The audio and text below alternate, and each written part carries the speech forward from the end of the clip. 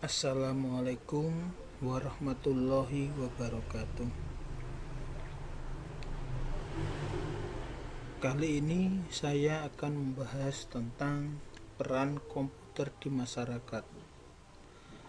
Semoga apa yang saya jelaskan pada kali ini bisa bermanfaat pada kalian ya. Langsung saja kita mulai.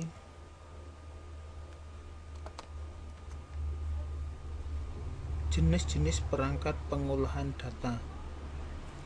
Alat pengolahan data dari sejak zaman purba sampai saat ini bisa digolongkan ke dalam 4 golongan besar, yaitu yang pertama ada peralatan manual, kemudian ada peralatan mekanik, ada peralatan mekanik elektronik, dan peralatan elektronik. Apa itu yang dimaksud dengan peralatan manual? Yaitu peralatan pengolahan data yang sangat sederhana, dan faktor terpenting dalam pemakaian alat adalah menggunakan tenaga tangan manusia.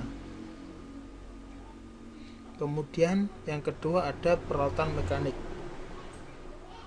yaitu peralatan yang sudah berbentuk mekanik yang digerakkan dengan tangan secara manual.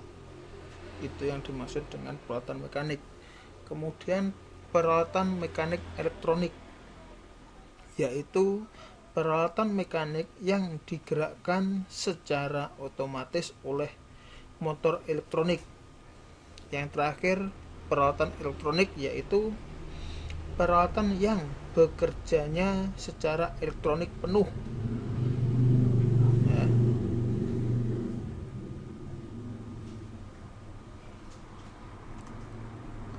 Kemudian sejarah perjalanan komputer. Pada tahun 1904 ya, atau tahun 1904 pertama kali ditemukan oleh Dr. Ian Fleming. CPU tersebut berwujud tabung elektron. Kemudian pada tahun 1946 ENIAC ya, Electronic Numeric Integrator dan Komputer, melahirkan komputer ini berupa 15.000 buah vakum tube atau tabung vakum. Komputer ini beratnya 30 ton dan memakan tempat seluas 450 meter persegi.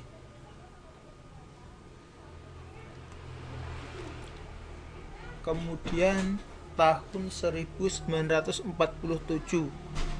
translator digunakan sebagai alat pengolahan data dalam komputer yang dikembangkan oleh Bernard Shockley, disebut dengan transistoris komputer ya. Kemudian pada tahun 1949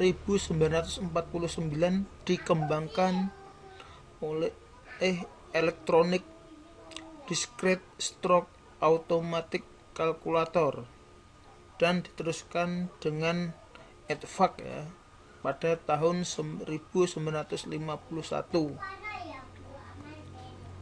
Kemudian pada tahun 1958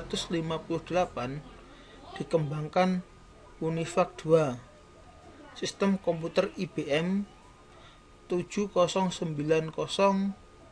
dan 7070.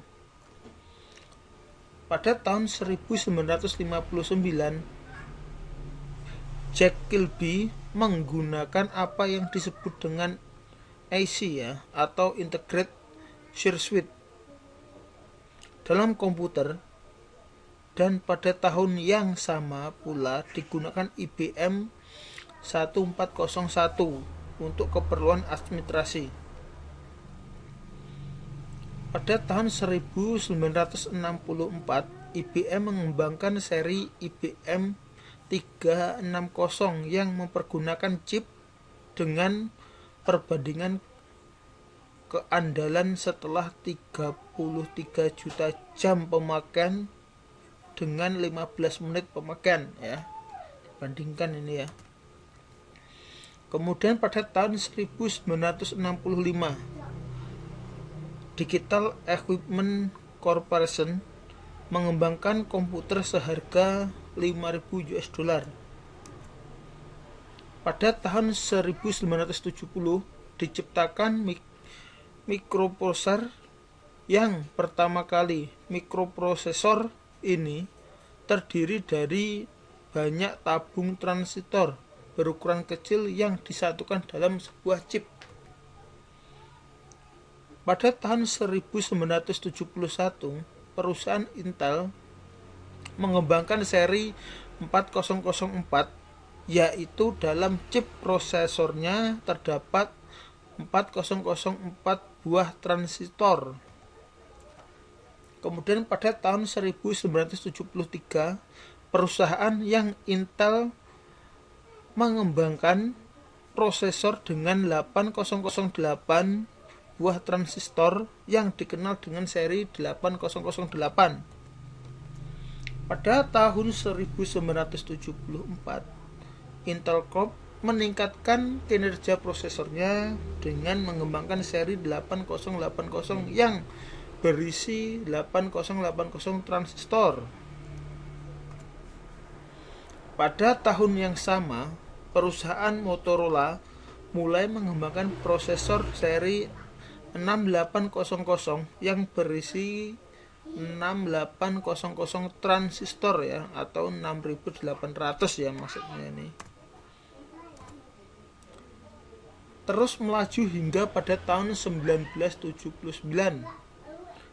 mengeluarkan prosesor seri 68000 yang berisi 68.000 buah transistor. Pada tahun 1981, IBM memperkenalkan konsep komputer pribadi atau PC. Tindakan ini segera diikuti oleh perusahaan Apple ya, yang juga diperkenalkan komputer jenis PC pada tahun yang sama. Tahun 1982, Intel Corp mengembangkan prosesornya 8088 yang sangat terkenal. Luas yang dikenal sebagai komputer pribadi atau PC jenis XT ya.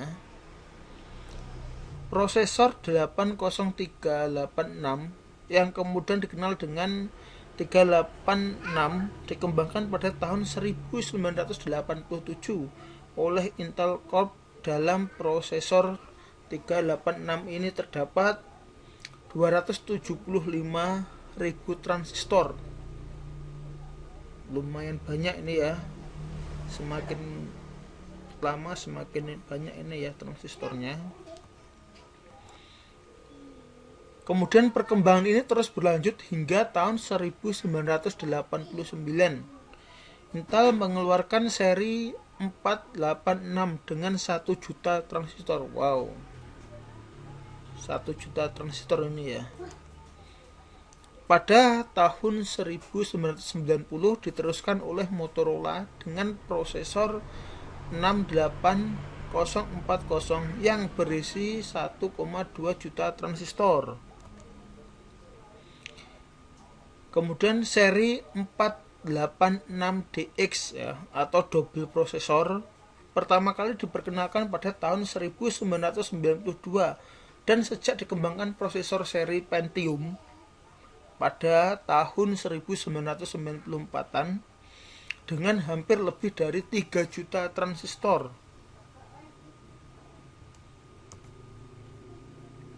Kemudian manfaat komputer dalam kehidupan ya.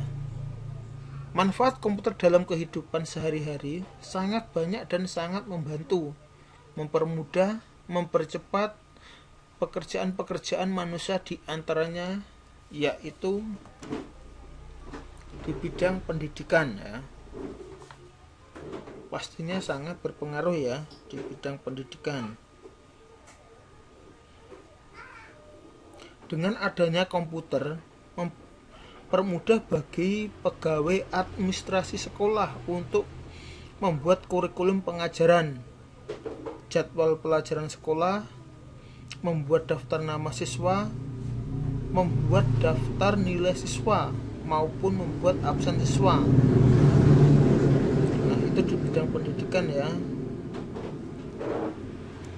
Kemudian di bidang kesehatan, di sini mempermudah dokter dan perawat dalam memonitor kesehatan pasien, monitor detak jantung pasien lewat monitor komputer, aliran darah, memeriksa organ dalam pasien dengan sinar X ya. Sebagai contoh, saat perawatan almarhum mantan Presiden Soeharto di Rumah Sakit Pertamina Jakarta tahun 2008 ya, dengan teknologi modern bisa memonitor bahkan menggantikan fungsi organ dalam seperti jantung, paru-paru, dan ginjal. Kemudian selanjutnya di bidang transportasi ya. Dengan komputer, semua jadwal dan jalur penerbangan yang transit di bandara bisa diprogram dan dijadwalkan dengan komputer. Kemudian di bidang jasa pengiriman barang.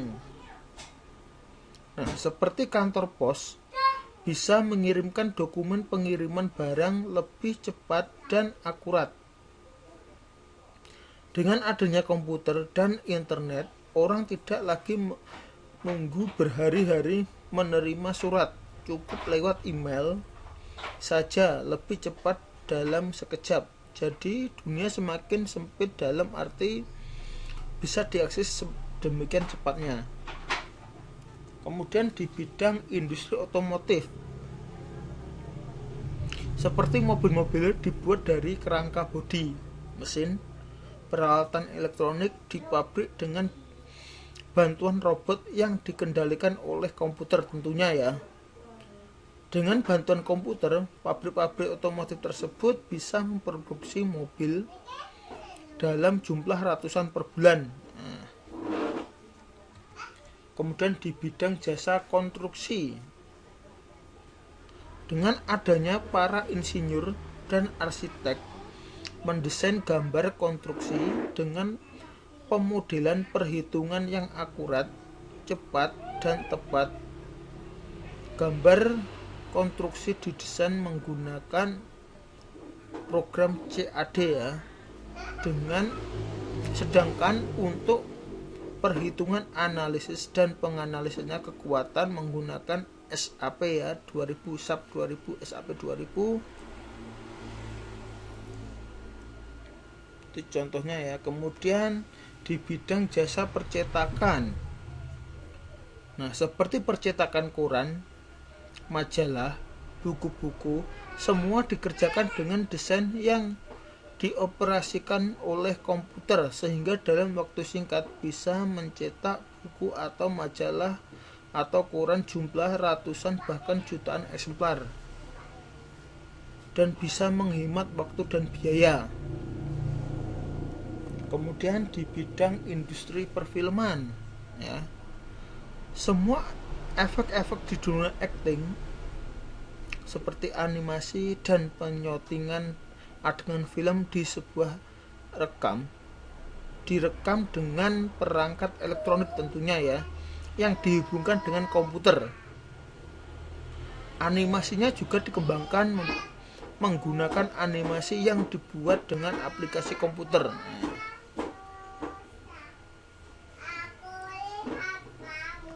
Kemudian di bidang industri rekaman, untuk menghasilkan suara yang bagus perlu mengatur perekam dan memodifikasi suara dengan media komputer serta mencetak lagunya pun dibantu dengan sistem komputer ya.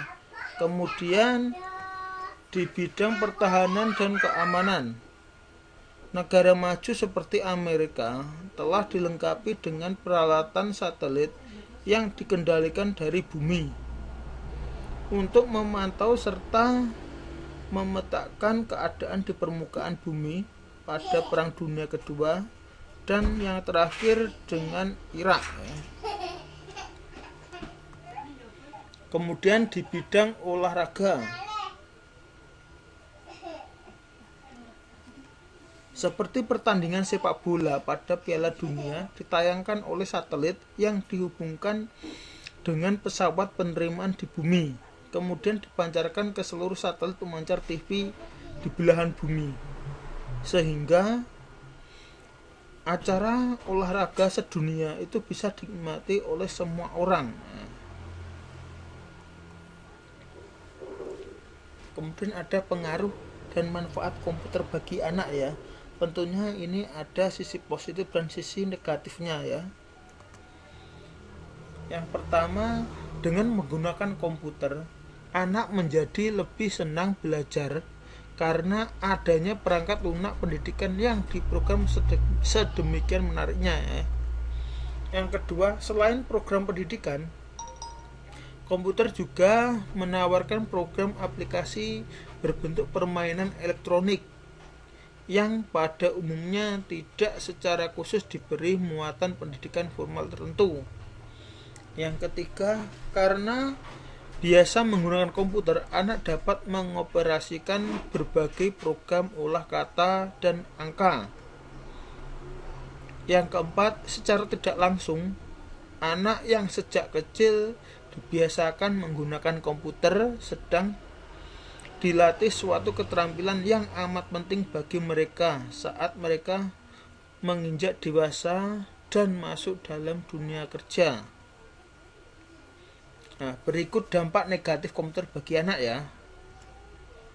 Yang pertama itu kemungkinan besar anak mengkonsumsi permainan elektronik yang menonjol unsur-unsur seperti kekerasan, agresivitas tanpa sepengetahuan orang tua.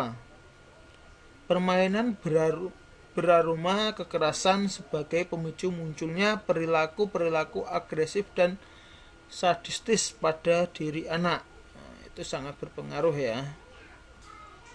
Kemudian, karena terlalu sering bermain komputer, anak-anak dapat kehilangan waktu untuk bermain dengan teman-temannya dan kehidupan sosial menjadi kurang seimbang.